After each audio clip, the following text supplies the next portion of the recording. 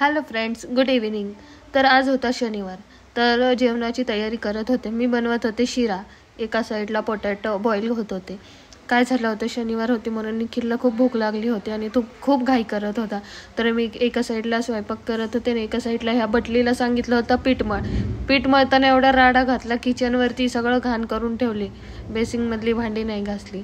त्याच्यानंतर आम्ही बॅटर बनवलं आणि पीठ मळून झालं होतं सगळं.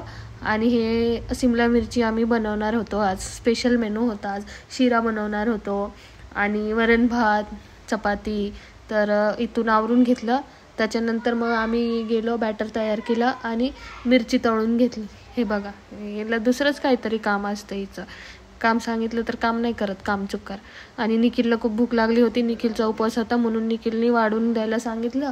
सगळं आणून ठेवलं आहे बघा. चपाती, भाजी, भात, मिरची, कटलेट, शिरा. आणि काय अंथरलं नाही, काय नाही. मोबाईल बघत बघत तसंच उपवास सोडला आणि खाल्ला. पिलू पण बसला त्याच्यासोबत शिरा